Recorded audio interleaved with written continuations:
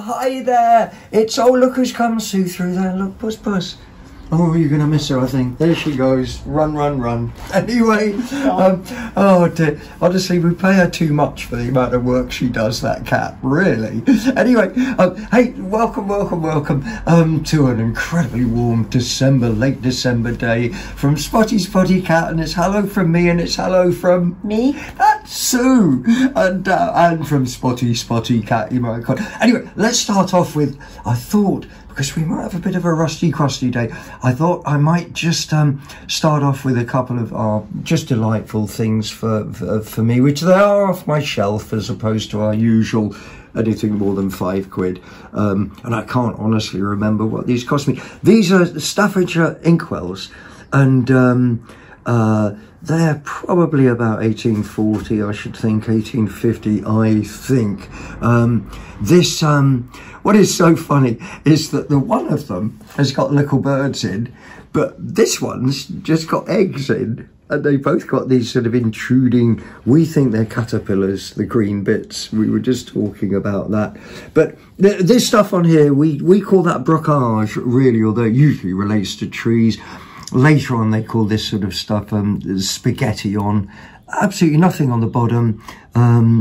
We always presume that these sort of things will look water everywhere and not a drop to drink. So, but there is some tea. Wait a second, look. There is some tea to drink. Let's have it. Is it time for a tea break already? Yeah, So, yeah. I think it is. Yeah. Anyway, lovely Bocage Inkpots. And as I say, because we're going to get a bit rusty and crusty, I thought we'd start off with a couple of nice, really like that, like they just rock my boat. Anyway, they're going to fly away, and hopefully she's going to hatch hers, and hopefully they're going to fledge. Now we've got an intriguing picture of a wooden table, and oh, I'm sure this is great choreography, Sue. And these things here, and I'm just going to give you an absolute moment to dwell on the, big clue, but otherwise an absolute moment to dwell on what these are. Oh. And they don't turn up with me very often. And this specific one, which is ridged here, I don't know what the handle's made out of.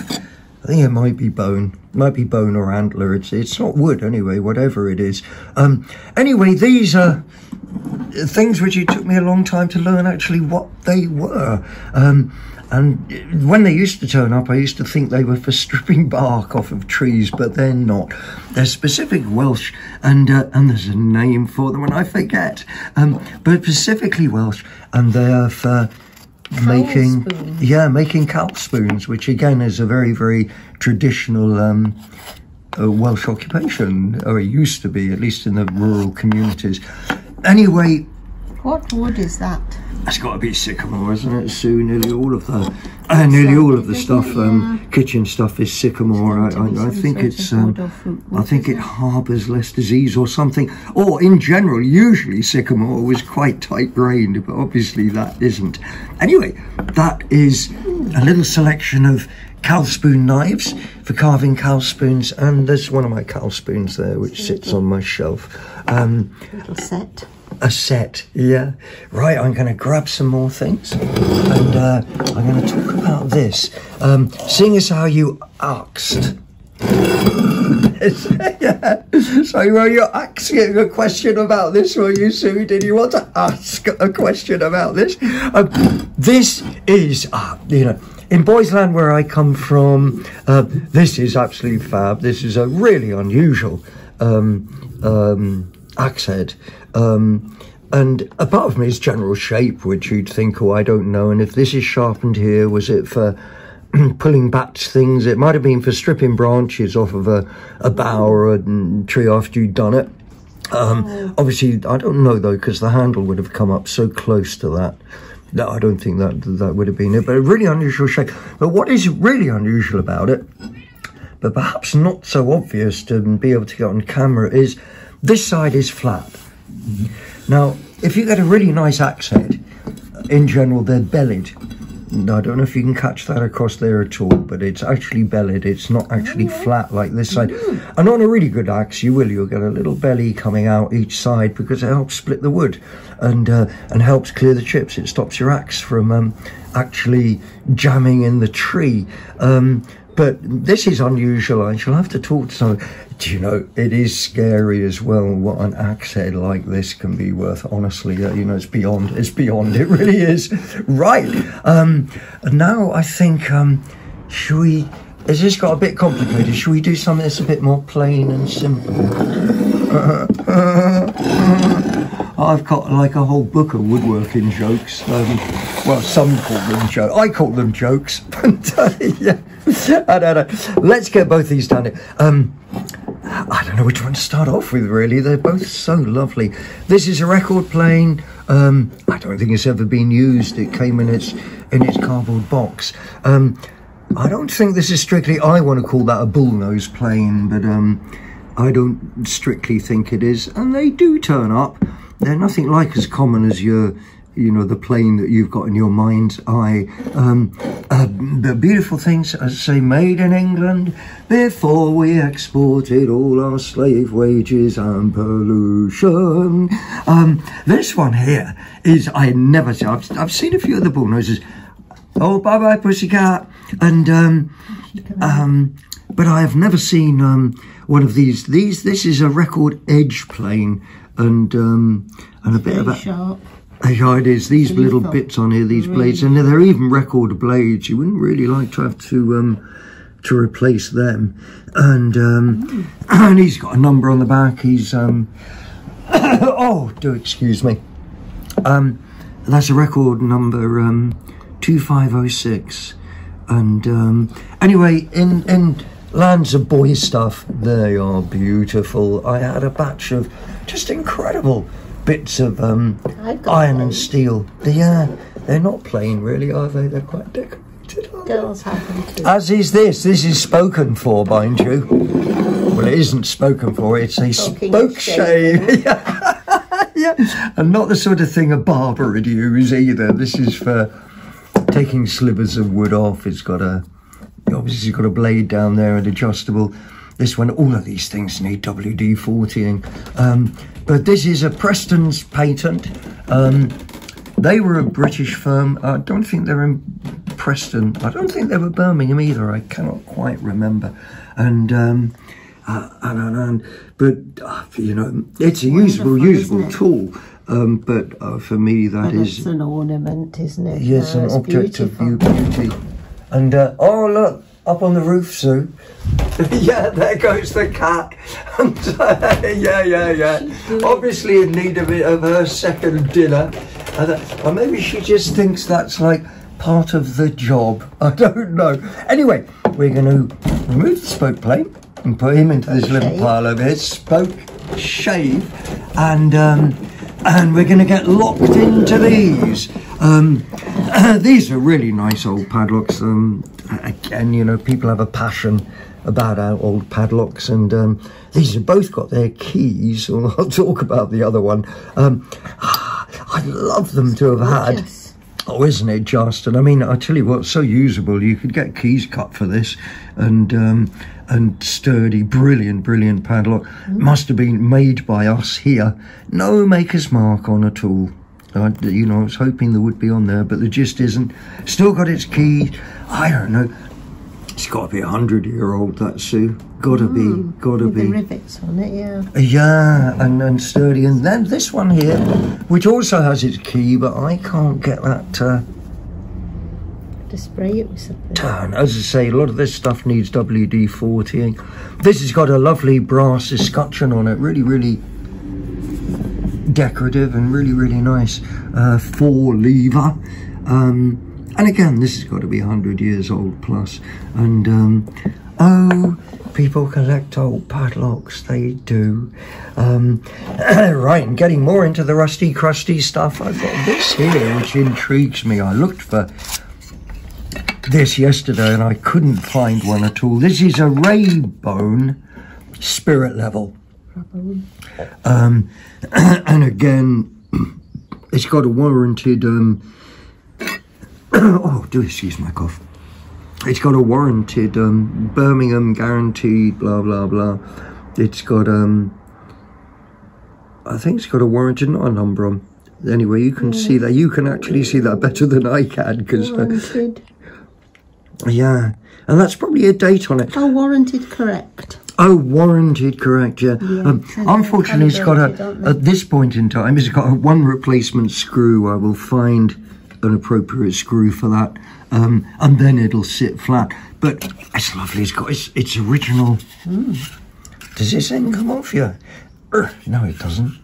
Does this end come off? Well, it's. I'll tell you why it doesn't come off, because it's already off. So, yeah. Look, what is the matter with me? But oh, for me, I'll just pop him back in. But the fact that he's got his original case, yeah, that came with it, and well, anything with a bit of rust and rot doubles in price, yeah. And this, I don't know if I can really show you this, but this is interesting. Well, just because it's not that easy. Come out.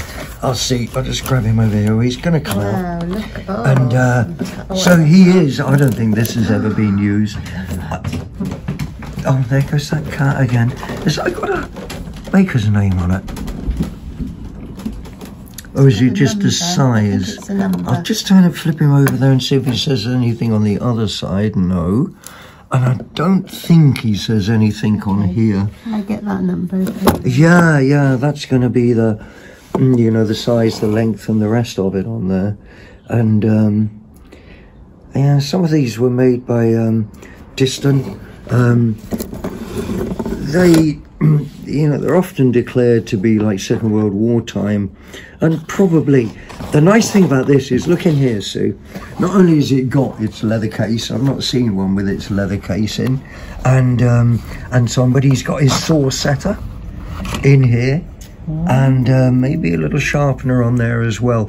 And this is when you have a saw, you have the teeth, you bend them.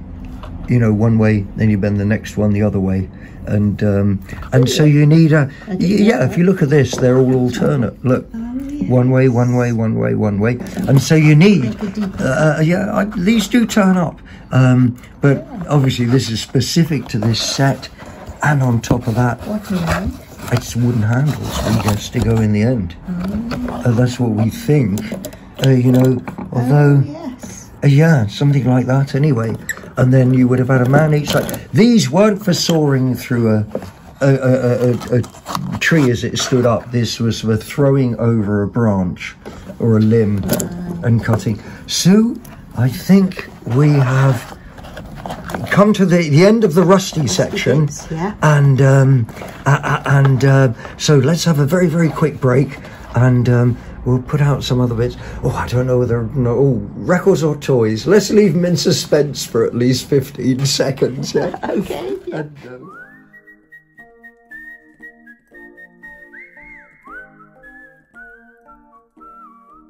oh, well, we decided on toys.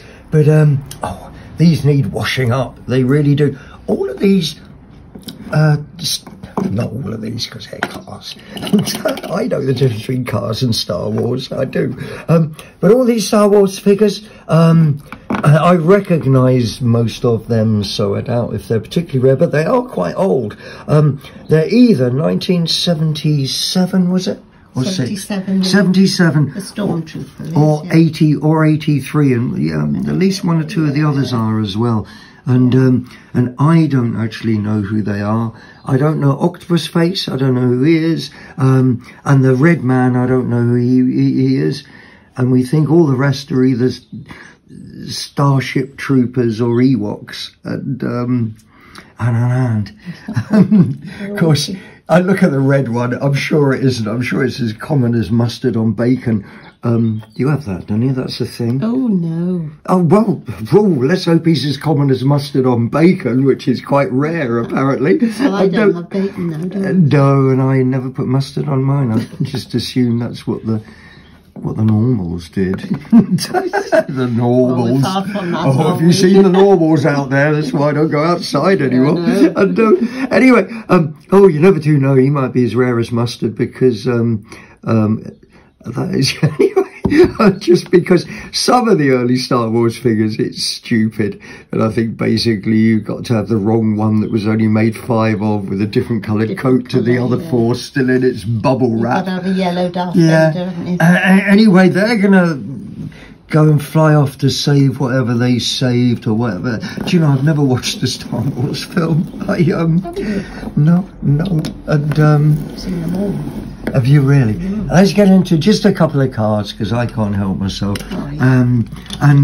This is Dooby Dastardly. Dick Dastardly. Dick Dastardly, and I was quite happy with him until Sue said that he came with a dog, and now I'm worried he should have a dog on the front of him. Well, he always had Muttley with him, didn't he? Muttley. Anyway, he's Corgi Comics, that's called. Yeah. Dick Dastardly, and I do quite love him. And, he reminds me of me, and anyway, he can drive over to there. And then I used to have these in my youth. These are such classic Meccano racing cars, when racing cars were lethal. Can you imagine today driving? And they died, the guys died. And he's Dinky Toys. He's a Cooper Bristol and Meccano, made in England. No date, I'm pretty sure he's 1950s. I'm almost certain of that. You can buy the tyres.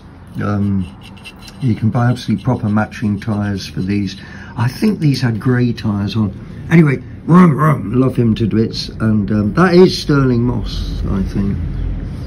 Or is it just moss? No, it is. No, it's a person.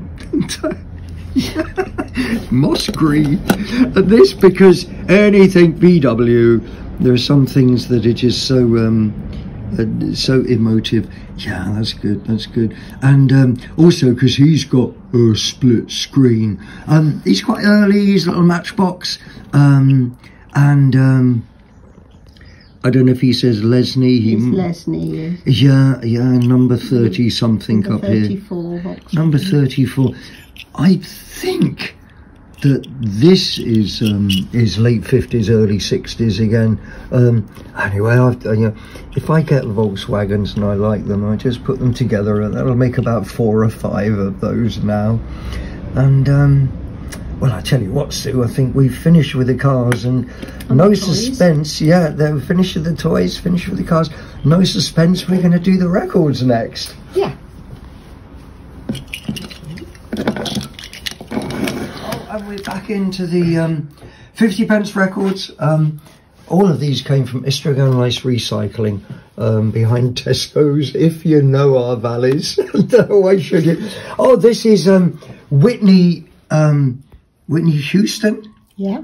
Okay, and and she had is she gone now? Did she have a bit of a Did she sing "I Will Survive" and she didn't? Or was that another one? No, that was Gloria Gaynor. Gloria Gaynor, Whitney Houston, same person really, probably. And on Momo. Anyway, what a beautiful lady, and and I do, not flippantly, absolute tragic ending. I don't know what's on this.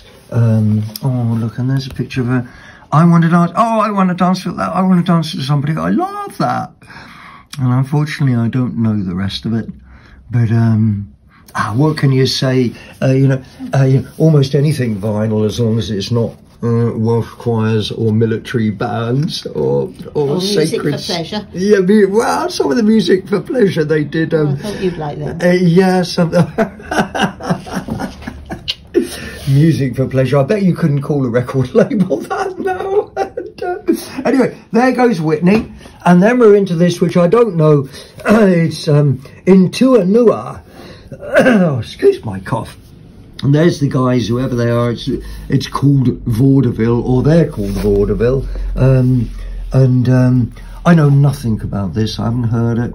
I don't know the producers. Will Gosling, David Lord. I don't know. They haven't got the guys on there. But it's 1987 Virgin Records, and it is in great nick. And there's someone out there who thinks that's the best record that was ever made. Probably the members of Vaudeville. And then we get on to, let's whoa! it's still hard rock, heavy metal. And which heavy metal, honestly, just a bit of a joke, really, you know. But yeah, we forged a British industry out of heavy metal, you know, with Judas Priest and, I don't know, Wishbone Ash, Black Sabbath. Oh, there were just so many of them, you know, and they all actually, to me, they all sounded the same. But again, someone's going to love this. And Bob Halford, Glenn Tipman, Dave Holland, Ian Hill and KK Downing are the members on. I don't know any of that at all, but I reckon that's pretty classic. And it was owned by Julian. That hasn't added any value to the cover, and the cover is pretty bad. But I tell you what, considering it hasn't even got an inner sleeve, the record is perfect, absolutely perfect. How can that be perfect in a sleeve looking like that? Oh, and then we get into this. This was owned by, is that Joe?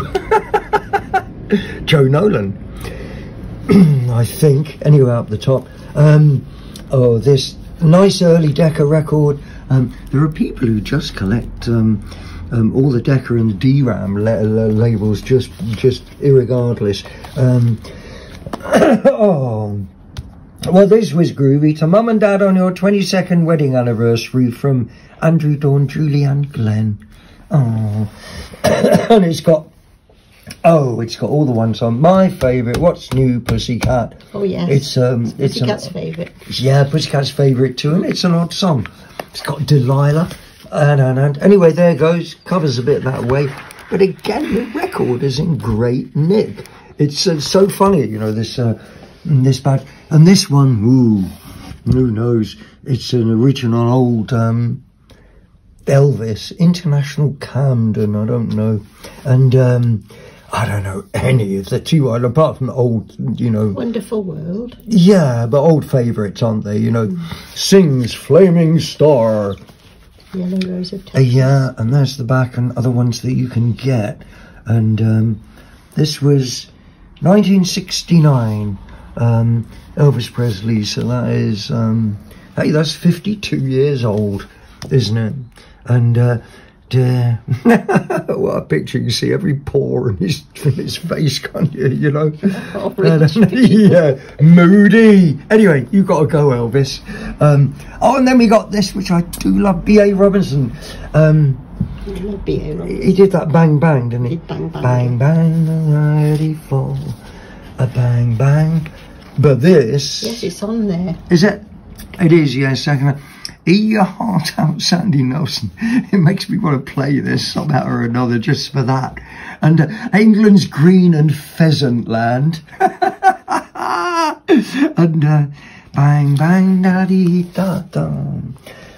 And you know, sort of early rap Bang Bang, you know, it's like, you know, we believe that for hip-hop culture, rap just emerged out of that, but there were quite a few traditions of talking songs, especially American talking blues by both white and black people, and I'm certain that's the seed of rap music myself. Anyway, The Entertainer, Scott Joplin, we love it. And of course, just absolutely left field when he did this. Absolutely left field. And so hard for people because it was popular music, but it was so classical as well. And we hope that this actually changed people's perceptions. I mean, in 1900, where race relations and attitudes were in America, well, you know, the street's different to now. The street's different. And then finally, I think it's a finally, we've got one of these K-Tel again. Oh dear, he's even in his plastic wrapper. Let's see, he's a, oh, look at this, he's a fold-out suit. Oh. Anyway, not the guy in the middle, all right? And but all the rest of them, and we think none of the rest of them got arrested, did they? At least not yet. Hello, have you ever heard of Hello? No. No. David Essex. It's got Colin Blunstone and Argent. You love them. I love those. Walker Brothers, No Regrets. That is a, you know, it's Tom Rush song, beautiful song, No Regrets. One of my all-time favourites. Hey, there's some good ones on here. Yeah, there is. But let's not dwell too much. Let's show off the artifact. And, whoa! No, you spilled your I tea almost now. spilled me tea on something. I don't know what the date is on there. Can't see. No, can't see a date on it. No, I'm just going to mop this tea up then, Sue. Let's have a little bit of a mini break while we redo the table. We thought we'd just finish off with a couple of bits of china, you know, things that have inherent beauty.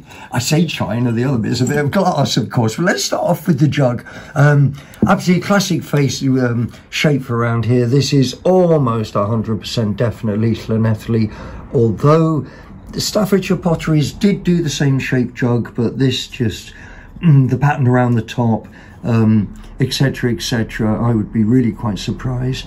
And yeah, there's bits of craving. I think there's even a little star crack on the bottom of it.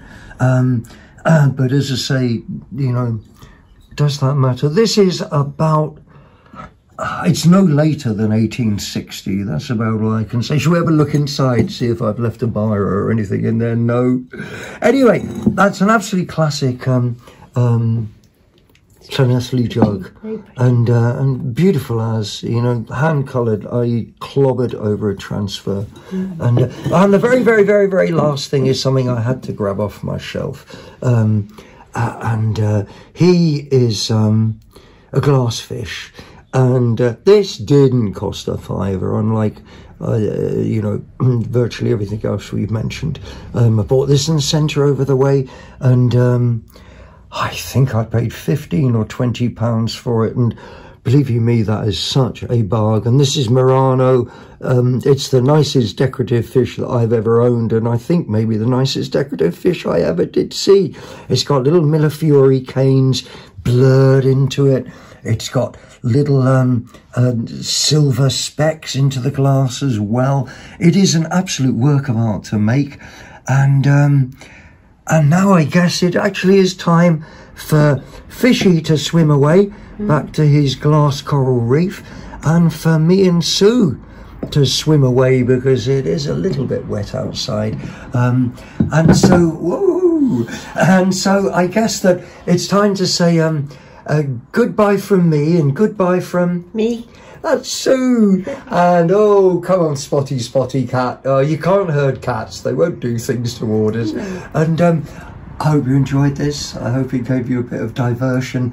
And love to you all. Hope we see you next time. There are stars in the sky that do not have a name, and there are spirits in the sky which are never gonna be tamed. And there are angels in the dark that will guide you through trouble, that will surround and protect you until the sun rises on a new clear day. And there are warriors who will die to keep the flame. And there are stars up in the sky that do not have a name. Oh, and there are mothers who go hungry just to keep their children fed. And there are men who toil till their hands bleed just to keep their families warm. And I know there are times when you are forced to take the devil's coin, but you can always give it back and change the tribe you've joined. 'Cause there are Amazons who will fight to keep the flame. And there are stars up in the sky that do not have a name. Oh, and I have plowed the fields, I've worked machines, and I've served at tables for billionaires and kings and queens. And I know that there's a storm cloud gathering, and the future's not ours to tell. And all the cologne in the world is never gonna hide the smell.